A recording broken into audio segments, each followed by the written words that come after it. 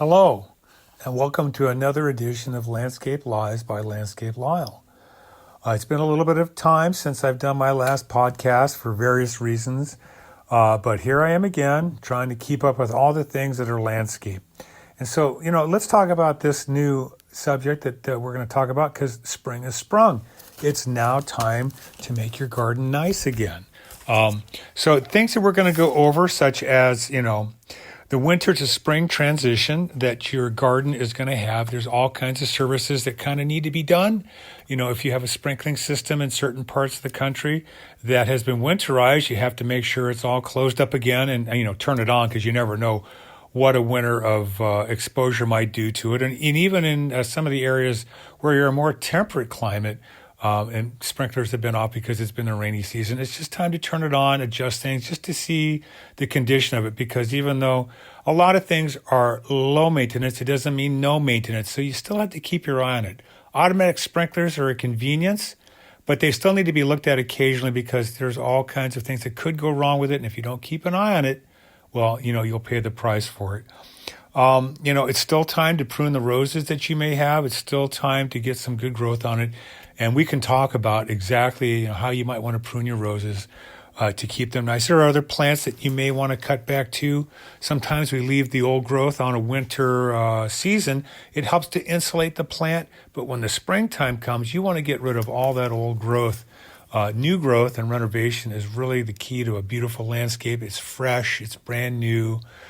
Certain plants do require you to allow the old growth to stay, but we can talk about that in another episode of Landscape Lies by Landscape Lyle. And by the way, if you will do me a favor so I can continue to do this nicely, hit the subscribe button down below. It would really help to promote my podcast to the masses. And that's where we like to be. We want everybody to know the real deal for landscaping. It's also a good time for your lawn area. It's time to renovate the lawn. Aeration is an important thing. We've spoken about that before, that you would think that plants being in the dirt would have a hard time breathing because they're in the dirt. You're thinking like a human being. But oxygen and the air, the atmosphere, I should say, penetrates up to 18 inches deep just from the weight of the atmosphere. And if you either overwater or the soil is so compacted that it can't penetrate, the roots will suffocate and the plant will die. So that's why we aerate the lawns on a regular basis because there's usually a lot of traffic on them. It gets compacted. Think of a golf course constantly rolling over it with carts and maintenance vehicles slowly starts to push it all down. And you'll start seeing the degradation of the lawn as it really struggles to get through.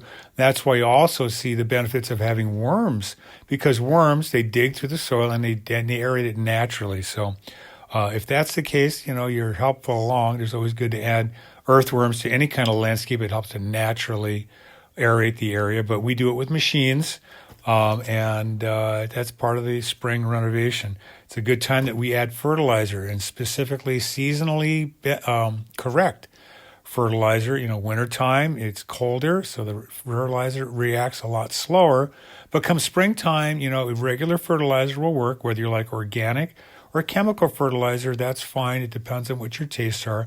For food crop, I only recommend organic fertilizers. For lawn areas and ornamental stuff, you can use a nice commercial fertilizer. It's just important that eventually you have to flush out the salts that are left behind. That's the byproduct. And after it's all used up, that's why it's beneficial to have enough rain during the year to flush out the soil. And that's why after a good rain, everything looks so nice because we have alkalized everything. And the plants really like natural rain over irrigated water. It's full of all kinds of stuff that's imported from other parts of the world.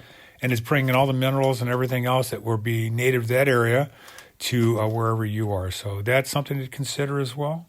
It's a good time to refresh all the mulch in your beds. It's been worn out. Mulch does two things. It looks really nice, and it helps to insulate the soil from too much sun, and it also protects from evaporation. Proper drip irrigation techniques, you're adding water. The mulch keeps it from, going away. It's just a nice final touch to look at everything. And along with mulching, you also want to maybe make some time to add some new plants, seasonal plants, the annual flowers and various other things. Or maybe you want to add some stuff. We're always experimenting. There's always kinds of new varieties that are available. And, sometimes they work, sometimes they don't. That's the fun of it all. Real gardeners kind of enjoy that whole process. They like getting their hands dirty. And then that's how you find out what really survives in your yard. So, to recap, it's winter into spring transition. It's time to do your sprinkler maintenance and anything else that is seasonally adjusted, depending on where you are geographically. It's still a good time to prune your roses and your fruit trees as required. It's still early enough. Clean out all the dead wood and get new stuff growing. Aeration of the lawn, applying with a fertilizer. It's a good time to get started with that because especially as the evenings get warmer, that's when the plants really start to respond.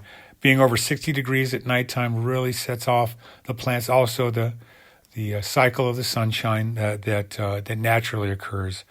Go out and have some fun putting in new plants and making your yard look nice. And more than anything else, enjoy your landscape because that's why we work so hard at it.